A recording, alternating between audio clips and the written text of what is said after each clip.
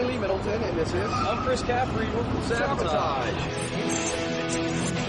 What brings us to New York today is we've been up here for a while recording the new Savatage CD.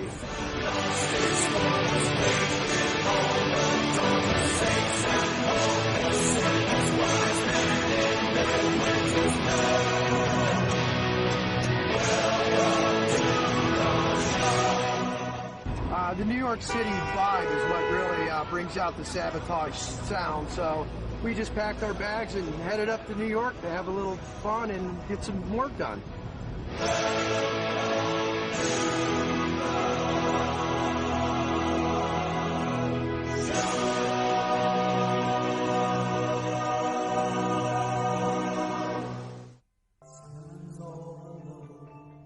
This is the first Savatage album in about 10 years where the same lineup is on from the record before. So we had some time to grow together as people and as musicians, and you can hear it in the music. There's a good feeling within the band on this record. We don't really spend a whole lot of time listening to anybody else than ourselves. I mean, we spend so much time together, and we write together, we live together, we tour together. It's actually pretty scary.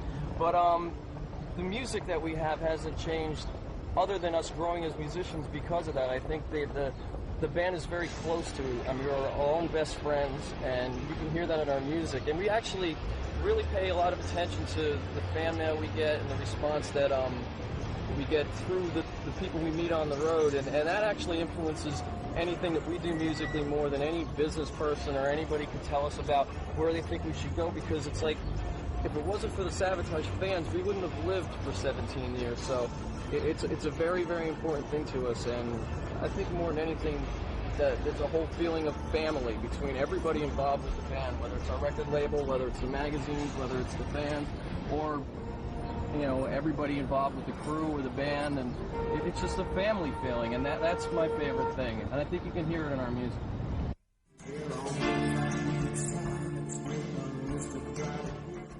Well, everybody pitched in on the songwriting process.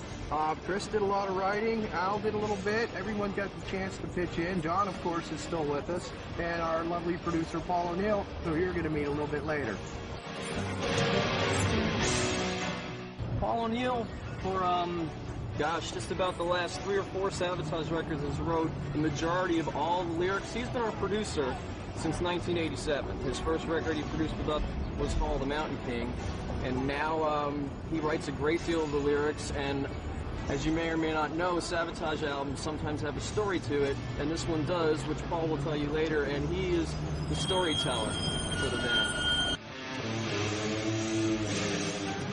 My role in Savatage in the past, when I first got into the band, was just primarily as a rhythm guitar player. I mean, obviously throughout the years we'd had a death of a very important member, Chris Oliva, and as I came back into the band and got to play more of the lead guitar, I got more involved with John, his brother, in the songwriting. And it's very important. It means a lot to me, everything I do with this band, obviously, but to be able to sit there and work with John and try to get him over the hump of losing his brother, and just creating and performing with Savatage is very good. So this was a very fulfilling year for me to be able to write with the band. John's back singing a couple of tracks with us on this new CD. He's also going to be touring with us live, and we're going to have a show that you can't miss. Right now he's in the studio working on stuff. We're going to get to him a little bit later, but yeah, John's still very much with us, and he's going to be belting out a few on the new one. Well, the record's getting released on September in Europe. And the tour to follow will be sometime within the next month after that. You should expect to see us over. Can't wait to get back. I mean, last year, to tell you in all truth and honesty, that the trip that Savatage took to Europe was an incredible one for us. The fans and the crowds were probably just about the greatest thing I'd ever experienced in my life, so we're looking forward to it.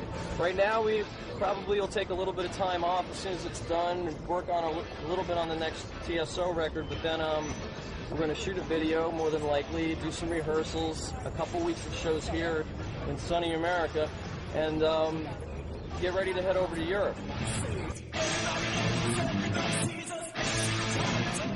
It was great. The turnout was a lot more than we expected, and on the second run with the summer metal meetings, it was even greater than we expected.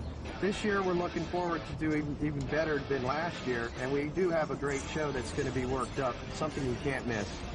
Yeah, actually, this next tour, we're going to make sure that for all the love and support that every fan throughout Europe gave Savatage, we're going to make sure we come back there and give it right back to you guys again. And we're going to play a longer tour, and we're definitely not going to play any shorter shows. And No. And the show that we're going to put on for you is going to be especially made up for our favorite fans in the world, which are in Europe. At this point, we'd like to introduce you to Mr. Paul O'Neill, the mastermind and the wizard behind the lyrics and the concept on the new Savatage CD. He's going to briefly summarize the storyline and a little bit of the content of the new CD. Okay, basically we're often asked, what inspires, us to write about a particular subject, and this one started last year when we read a news item about a ship called the Magellan that was sailing from Spain to Nova Scotia in Canada, and during the journey the captain ended up throwing 2 stowaways overboard, and later that year he did it again. And there was one individual that stood up and saved one of the stowaways, and hopefully has brought them to justice, but it's still in the courts, and we'll see how it turns out. So that inspired us to write the Savatage's new rock opera, which is called The Wake of Magellan.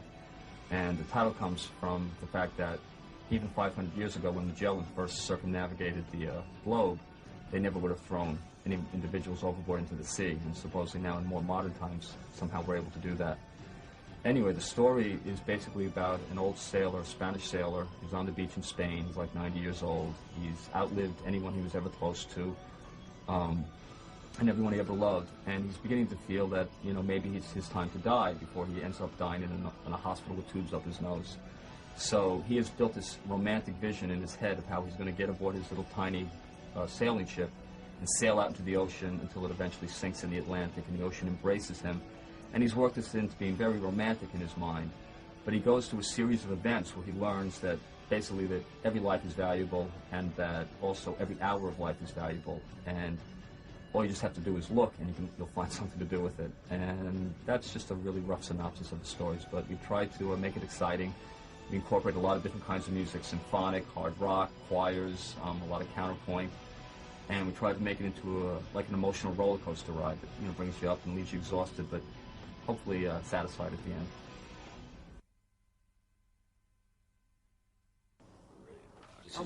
This is our world, guys.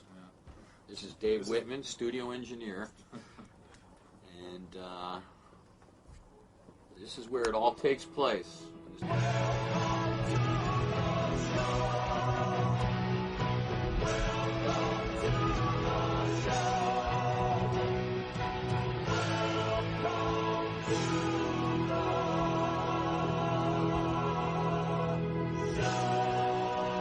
Now we go to the beach. Listen to the whispering waves. Waves whispering. Where we'll be right after this project. That's where we'll be right after this record's done, guys. Is at this beach. Goodbye. Bye-bye. See you on tour.